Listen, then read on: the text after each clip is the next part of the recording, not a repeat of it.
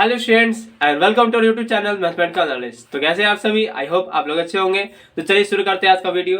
पहला क्वेश्चन क्या है कि 2 और 2.5 के बीच में अपरिमेय संख्या है। आपको चार ऑप्शन दिया गया, ठीक है ना। √11, √5, √22.5 और √12.5। क्या पूछा गया है कि जो मेरा आंसर होना चाहिए, कहा जा रहा है कि 2 और 2.5 के बीच में का मेरा आंसर क्या होना चाहिए, 2 और 2.5 के बीच में का, मतलब ना 2 से कम ना 2.5 से ज्यादा। बात को समझ रहे हैं? अब यहाँ पर आप ध्यान से देखिए तो सबसे पहला ऑप्शन क्या लिखा हुआ, √11। अच्छा आप बताइए कि √11 का मान क्या होना चाहिए। तो आप बोले सर √11 का मान हम कैसे निकालेंगे, हमको नहीं आता निकालने, है ना। आप √9 का मान जानते हैं? √9 का मान क्या होता है? तो आप बोले सर 3 होता है। √9 का मान क्या होता है? 3, है ना। आप बताइए कि √9 का जो मान होता है 3 होता है, तो क्या √11 का जो मान होगा 3 से कम आएगा? तो आप बोले सर 3 से कम तो नहीं आना चाहिए। तो जाहिर सी बात है, जब √9 का वैल्यू 3 आ रहा है, √4 का वैल्यू क्या होता है? √4 का वैल्यू क्या होता है? 2 होता है। तो कहने का मतलब कि √9 का वैल्यू 3 होता है, तो √11 का वैल्यू क्या होगा? 9 से क्या होगा? 3 से क्या होगा? ज्यादा होगा। 3 से ज्यादा होगा। कहने का मतलब हमको चाहिए मान क्या? 2 और 2.5 के बीच में। तो क्या ये आंसर हो सकता है? नहीं हो सकता है, सीधे काट देंगे। ऑप्शन को आपको हटाने भी आना चाहिए। आप आराम से, अगर क्वेश्चन नहीं भी आ रहा है तो उसको आप आराम से सॉल्व कर सकते हो। तो तरीका बता रहे हैं, ठीक है। दूसरा तरीका ध्यान दीजिए। दूसरा क्या हो सकता है, यहाँ पर ध्यान देते हैं, पहले इसको हम सॉल्व करेंगे। अभी इसको ध्यान दीजिएगा। तो √22.5 लिखा हुआ है, तो √22.5 आप बताइए कि जब √9 का ही मान 3 आ रहा है, आप देखिए √16 का मान क्या आ जाता है? 4 आ जाता है। और ये √16 से भी ज्यादा है, 22.5 16 से ज्यादा है, तो कहना उसका मान जो 4 से भी ज्यादा आएगा। बात को समझ रहे हैं? हमको मेरा आंसर चाहिए 2 और 2.5 के बीच में, मतलब कि ये भी ऑप्शन मेरा क्या हो जाएगा? गलत हो जाएगा। ये भी मान नहीं हो सकता कोई भी। 22.5 इसके बीच में नहीं आएगा। इसमें आइए क्या लिखा है? 12.5। अभी 12.5 क्या है? ये भी क्या है? तो आप कहिए सर √9 से ज्यादा, मतलब कि 3 से ज्यादा इसका मान आएगा। इसका भी मान क्या आएगा? 3 से ज्यादा आएगा। और चूंकि हमको मान चाहिए 2 और 2.5 के बीच का, तो जाहिर सी बात है ऑप्शन का आंसर √5 मेरा आंसर हो जाएगा, ठीक है ना। एक तरीका हो गया कि आप वर्बली इसको निकाल सकते बिना कुछ सॉल्व किए। ध्यान देखना, 2 का स्क्वायर 3 का स्क्वायर 4 का स्क्वायर किसको नहीं आता? सबका आता है। आराम से आप निकाल लीजिएगा, ठीक है ना। दूसरा तरीका, अगर आपको लॉन्ग में जाना है तो लॉन्ग तरीके से यही होगा कि आप क्या कीजिए, सबको पॉइंट में निकालिए और चेक कीजिए। क्लास 8 में आपको पढ़ना है, ठीक है ना। क्लास 8 में क्या पढ़ना है? जैसे √11 लिखा हुआ है। अब इस तरह से इसको क्या करते थे, हम लगाते थे। 3 के बार लगा लेते हैं, 3 के बार लगा लेंगे, है ना। 3 3 इधर लिखते हैं, जोड़ के लिखते हैं 6, इधर क्या हो गया? 3 3 9, क्या बचेगा? 2। बात समझ रहे हैं? इस तरह से सीख रहे हैं। अब यहाँ पे 3 पॉइंट समथिंग जो भी आ गया पॉइंट देंगे, 2 को 0 बैठाएंगे, ठीक है ना। अब मान के चलिए कितना मिलेगा। अब यहाँ पे लिखा था सेम संख्या होना चाहिए, तो 3 3 हम लगा लेंगे। 3 3 9 हो जाएगा, 3 6 18 हो जाएगा, ठीक है ना। इससे यहाँ पर ऐसा संख्या लिया जाता है जो सेम होना चाहिए, 2 संख्या होगा। और दूसरी बात, यहाँ पे जो संख्या होगा उसको गुना करने पे 200 जो भी लिखा है उससे कम आना चाहिए या फिर उसके बराबर आना चाहिए। तो यहाँ पे 3 3 ले लिए। कहने का मतलब कि इस तरह से हम क्या कर सकते हैं, सॉल्व कर सकते हैं। यहाँ पे क्या आ जाएगा? निकल के आ जाएगा आपका 11। बात समझ रहे हैं? अब ये 11 आया, फिर आगे लगा दीजिए, मतलब 3 बार में लगा 3.3 आगे बढ़ते चल जाएगा पॉइंट। अब कहने का मतलब कि ये जो 11 हुआ इसका मान क्या आएगा? 3.3 समथिंग निकलेगा। अब यहाँ ध्यान दीजिए, √5 को हम सॉल्व करते हैं। अब 3.3 समझ में आ रहा होगा क्या हो रहा है? इससे ज्यादा आ रहा है, ये मान नहीं होगा। उस तरह से आप बिना मतलब कि सॉल्व किए भी बता सकते हैं। आपको हम तरीका बता दी। आप ये देखिए किसके स्क्वायर नजदीक है। हाँ, लेकिन अगर अप्रॉक्स 2 ऑप्शन मिल जा रहा है, जैसे √5 आ गया और फिर √6 भी दे दे, ठीक है ना। बात समझ रहे हैं? तो वहां पे हमको क्या करना होगा? पॉइंट निकाल कर चेक करना होगा, ठीक है ना। तो देखिए इसको हम बता दे रहे हैं, इसी तरह से पॉइंट निकालना होगा आपको। √5 लिखा हुआ है, तो 5 का मान क्या होता है मालूम है? आपको याद होना चाहिए, √3 √5 का मान। अब यहाँ ध्यान दीजिए, √5 है, क्या करेंगे? 2 2 को लगा लेते हैं, लगा लिए, क्या आ गया? 4। इधर जोड़ देते, इधर भी गुना करके लिख देते, 4 2 दूनी 4 ही होता है। घटा देते, इसको घटा के आ जाएगा 1 आ जाएगा। अब 1 आगे यहाँ देते हैं हम पॉइंट, यहाँ देंगे 00, ठीक है ना। अब यहाँ कितने 1 मिलेगा? तो आप ध्यान से देखिए, तो 4 है। अब यहाँ पे हम क्या लिखेंगे? एक बार में लगाते तो कितना आ जाएगा? 1 1 जा 1, 4 1 जा 4, 41 आ जाएगा। तो 1 से नहीं रहेंगे, उसके ऊपर बढ़ते हैं। अगर यहाँ पे हम 2 2 रख देते हैं, 2 2, तो 2 दूनी क्या हो जाएगा? 4, 2 से कितना हो जाएगा? 8, 84। अगर हम 3 3 लगा देते हैं, 3 3 3 3 9, 3 6 12, ये 129 हो जाता है। 100 से ज्यादा होता है तो 129 नहीं लगाना।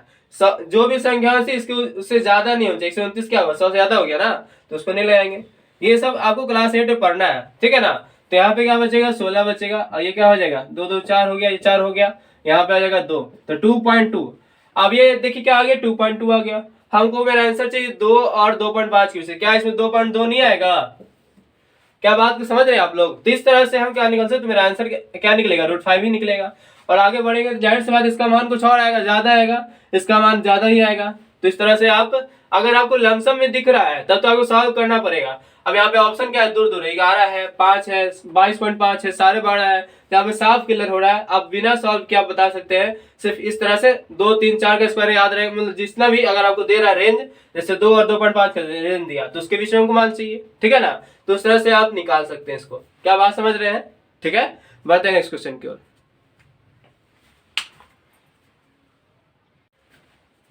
ठीक है, बढ़ते हैं नेक्स्ट क्वेश्चन की ओर। नेक्स्ट क्या कहा जा रहा है, बहुपद 4x² - 4x+1 के मूलों का गुणनफल होगा। अब ये मूलों का गुणनफल क्या होता है, मूल आप जो निकालते हैं अल्फा और बीटा निकालते हैं ना, और जो अल्फा और बीटा निकालते हैं उसी को अगर हम गुना करते कहते हैं अल्फा इंटू बीटा, मतलब मूलों का गुणनफल। इसको निकालने का तरीका भी होता है, बिना अल्फा बीटा निकाले फॉर्मूला होता है। क्या फॉर्मूला होता है? C/A, सब बच्चे जानते होंगे। तो यहाँ पे C/A, अब यहाँ पे C कौन होगा, A कौन होगा, तो जो x² का गुणांक हो उसको A कहेंगे हम, A बराबर 4, जो x का गुणांक हो उसको कहेंगे B बराबर कितना -4, और जो अचर पद होगा C बराबर कितना हो जाएगा 1। क्लियर बात? अब यहाँ पर देखिए अल्फा इंटू बीटा, तो C/A, तो C है कितना, तो 1 दिख रहा है, बटा A कितना है 4 है, तो A बराबर कितना हो जाएगा 4। तो ये आपका निकल गया अल्फा इंटू बीटा बराबर 1/4, ठीक है ना।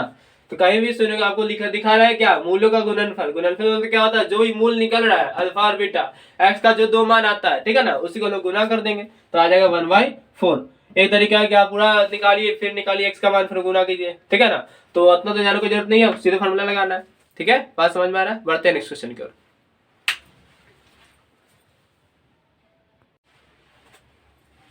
ठीक है, बढ़ते हैं नेक्स्ट क्वेश्चन की ओर। देखिए नेक्स्ट क्या कहा जा रहा है, k के किस मान के लिए समीकरण x + 2y = 7 तथा 2x + ky = 14 संपाती होगा। अब संपाती क्या होता है, तो आप जानते हैं कि रेखा जो होता है, अगर कोई दो रेखा, ठीक है ना, दो सरल रेखा होगा तो उसका 3 कंडीशन बनता है, या तो एक दूसरे को प्रतिच्छेद करेगा, या तो समानांतर होगा, ठीक है, या तो संपाती होगा, मतलब एक दूसरे के ऊपर चढ़ा हुआ होगा, ओवरलैप करेगा, ठीक है ना, एक दूसरे के ऊपर है। ठीक है, बात समझ रहे हैं, इसको संपाती कहते हैं। अब इसमें क्या होगा, एक हल, इसमें क्या होगा, कोई हल नहीं, क्या चीज, कोई हल नहीं, और इसमें क्या होगा, तो अनेक हल। आपसे हल पूछता है क्वेश्चन में, ठीक है ना, ऑब्जेक्टिव में भी मिलेगा। तो कहने का मतलब यहाँ पे क्या पूछा गया, यहाँ पे कहा जा रहा है कि k के किस मान के लिए समीकरण इतना और इतना संपाती होगा। संपाती होने का मतलब इसका हल क्या होगा, अनेक होगा, और इसका जो आपका जो रेशियो वाला बनता है, मतलब कि जो अनुपात बनेगा, अनुपात क्या बनता है, तो A1/A2 बराबर B1/B2, ठीक है, बराबर C1/C2। अब बोले सर ये क्या आ गया, A1 A2 B1 B2, तो कहने का मतलब कि आपके पास दो समीकरण दिया हुआ है। क्या क्या दिया हुआ है, x + 2y = 7, और एक दिया हुआ है 2x + ky = कितना 14, ठीक है ना, यही ना दो समीकरण आपको दिया गया है। अब यहाँ पर देखिए हम इसमें से, अब इस x का गुणांक, x से क्या गुना हो रहा है, तो आप बोले सर हमको तो कुछ नहीं दिख रहा है, कुछ नहीं दिख रहा है मतलब कि कुछ नहीं, तो 1 गुना हो रहा है। क्या गुना हो रहा है, 1 गुना हो रहा है, तो आपका A1 क्या हो जाएगा 1, ठीक है। तो आप कहेंगे सर B1 क्या है, तो B1 हम बोलेंगे B1 क्या होगा, तो B1 होगा y का गुणांक। y का गुणांक क्या दिख रहा है आपको, 2 दिख रहा है, तो B1 क्या हो जाएगा 2, ठीक है ना। और आपसे बात किया जाए C1, तो यहाँ C1 क्या हो जाएगा 7, तो C1 क्या लिख देंगे 7।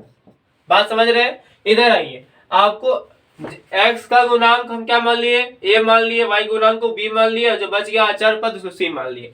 तो ये पहला इक्वेशन था, तो a1 b1 c1 दे दिए, और जो दूसरा इक्वेशन होगा ये क्या हो जाएगा a2, तो a2 बराबर हो जाएगा 2, b2 बराबर क्या हो जाएगा, तो k, क्या लिखा हुआ है b2 या फिर k, और जो c2 हो जाएगा कितना हो जाएगा 14, क्या हो जाएगा 14। क्या आपको ये तीनों बात समझ में आ रहा है, हम क्या लिखे हैं, a1 b1 c1 a2 b2 c2, तीनों समझ में आ रहा है। अब क्या करना है हमको, इसको देखिए, ठीक है ना।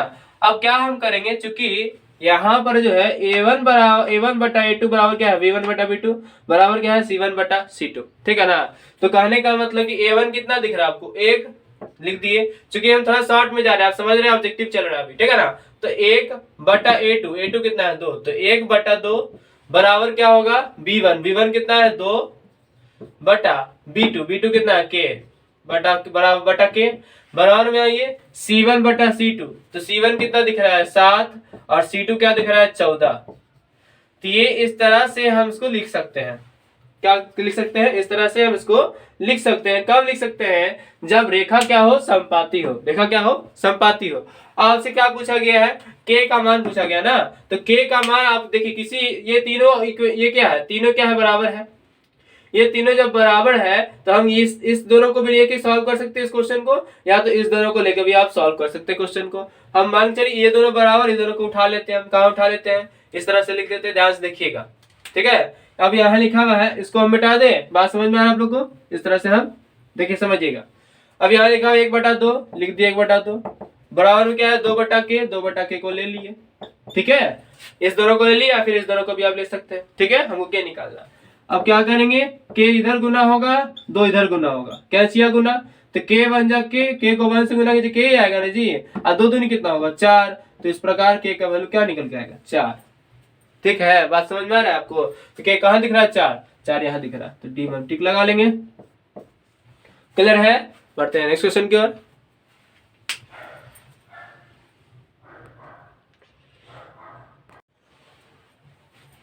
ठीक है, बढ़ते हैं नेक्स्ट क्वेश्चन की ओर।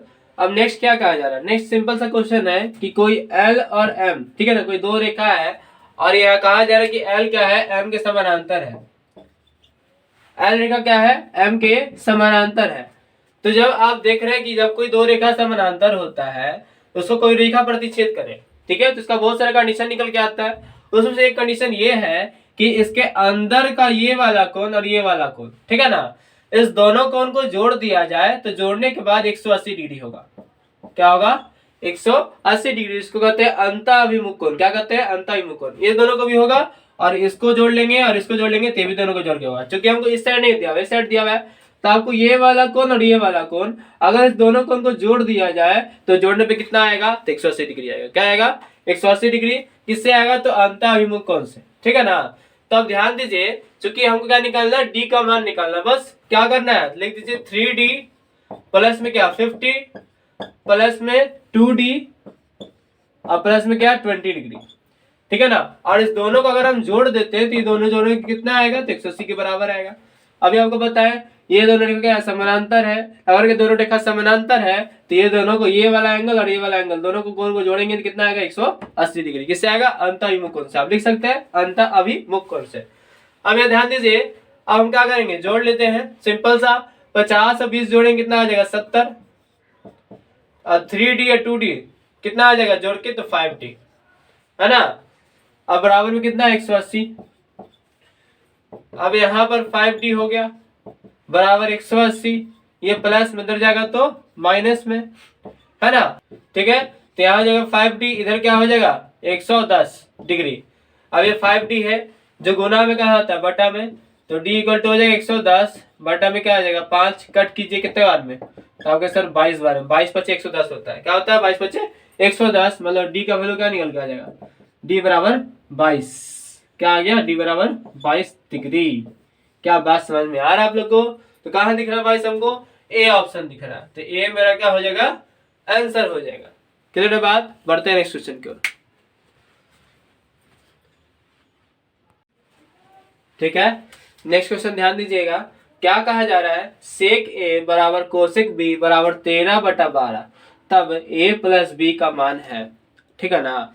तो अब आपको ये क्वेश्चन दिया गया है, आपको यहाँ पर दिख रहा होगा कि सर सेक ए बराबर कोसेक बी बराबर 13/12 दिया है, मतलब कि सेक ए का जो वैल्यू होगा 13/12 होगा और कोसेक बी का वैल्यू क्या होगा 13/12 होगा, और साथ ही साथ सेक ए या कोसेक बी दोनों भी आपस में क्या है बराबर है ना, बराबर। आपको क्या निकालना है, तो a प्लस बी का मान निकालना है। क्या निकालना है, a प्लस बी का मान निकालना है। और 4 ऑप्शन दिया गया, तो 0 या तो 90 डिग्री, या तो 90 से क्या होगा वो छोटा होगा, या तो 90 से क्या होगा बड़ा होगा, ठीक है ना, a प्लस बी का मान।